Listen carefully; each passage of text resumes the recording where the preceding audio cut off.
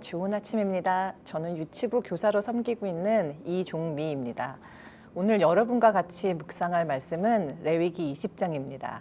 레위기 20장 중에서 7절과 8절을 같이 읽어보겠습니다. 저는 쉬운 성경으로 읽겠습니다. 내 거룩한 백성이 되어라. 내가 거룩하니 너희도 거룩하여라. 나는 너희 하나님 여호와이다. 내 율법을 기억하고 잘 지켜라. 나는 여호와이다. 내가 너희를 거룩하게 했다. 아멘. 오늘 우리가 같이 읽어본 레위기 20장에는 반드시 죽여야 할 죄들을 나열하고 있습니다.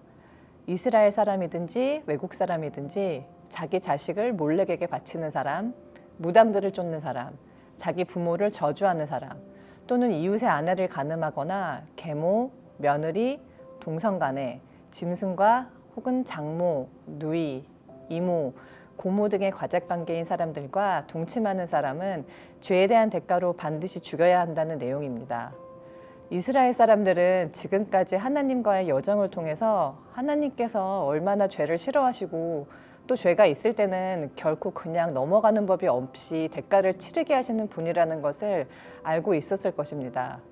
하지만 20장에서 나열된 이 죄들은 이스라엘 사람들이 들어본 적도 없고 상상할 수도 없는 끔찍한 죄들이라서 이런 계명들을 왜 말씀하시는 것일까 의아해했을 것 같습니다. 저도 레위기 20장을 처음 읽었을 때는 여기에 적힌 죄들이 현재 나의 삶과 전혀 관계가 없고 내가 지을 만한 죄들이 아닌데 도대체 무엇을 묵상하고 배워야 할까 생각하게 되었습니다.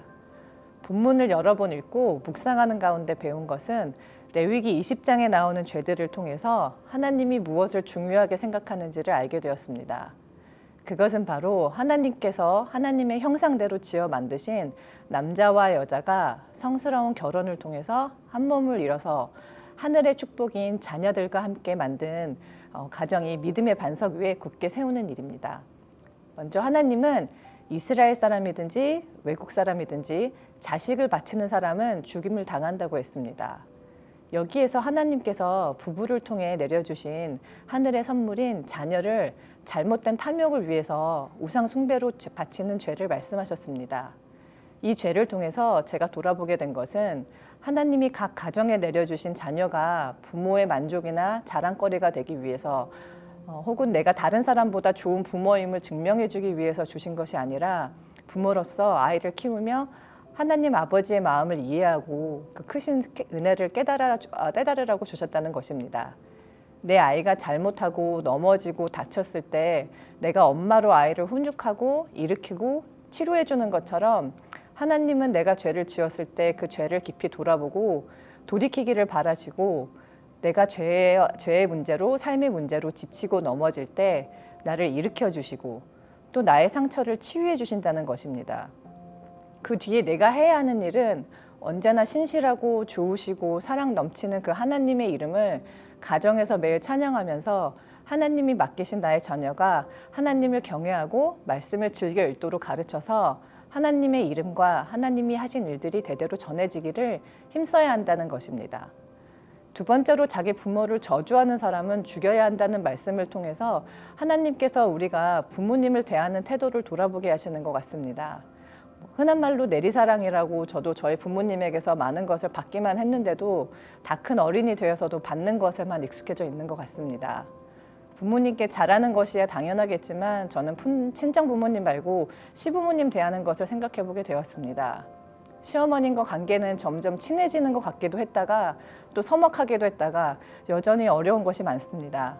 제가 인간적으로는 시어머니를 대하는 사랑이 크지 못한다고 해도 하나님을 믿고 하나님의 마음을 닮아가면서 믿지 않는 어머님을 생각하면 너무 마음이 아프고 그래서 복음을 전하는 것이 가장 중요한 기도 제목이 되었습니다. 저희 남편이 저와의 만남을 통해서 하나님을 알게 되고 믿는 자가 되었듯이 하나님께서 저와 남편을 통해서 어머님을 구원하려는 큰 계획을 세우신 것 같습니다. 하나님의 때가 언제인지 바로 가깝지 않더라도 반드시 응답해 주리라 믿습니다. 세 번째로 다양한 성과 관련된 죄들을 통해 돌아보게 된 것은 부부 사이의 관계입니다. 하늘이 맺어주신 부부의 관계를 믿음 위에서 깨끗이 하고 튼튼히 하기를 원하시는 것이 하나님의 명령인 것 같습니다.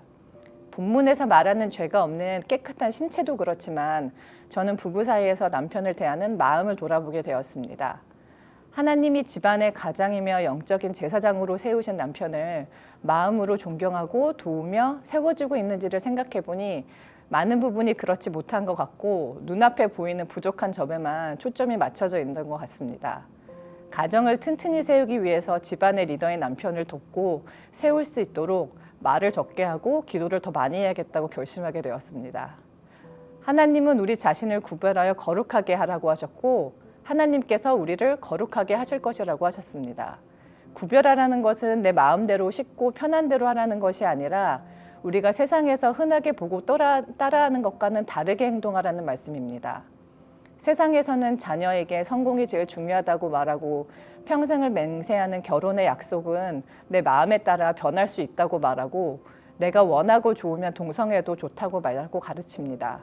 하지만 우리는 세상을 따르는 것이 아니라 하나님을 믿고 따르는 특별한 길을 가는 사람들입니다. 빌립보서 1장 6절에 하나님께서 여러분 안에서 선한 일을 시작하셨습니다. 그분은 끊임없이 일하고 계시므로 예수 그리스도께서 오시는 마지막 그날에 모든 선한 일을 확실히 완성하실 것입니다라고 되어 있습니다. 오늘, 내일 또 매 순간 죄로 인해 흔들리고 넘어지기는 하지만 하나님은 우리를 포기하지 않으시고 우리를 훈련시키시고 성장하게 하셔서 점점 더 하나님을 닮아가는 제자로 거룩하게 빛나게 하실 것을 믿습니다. 그럼 같이 이제 기도하겠습니다. 하나님 아버지, 레위기를 통해서 저희 삶과 중심을 돌아보게 해주셔서 감사합니다.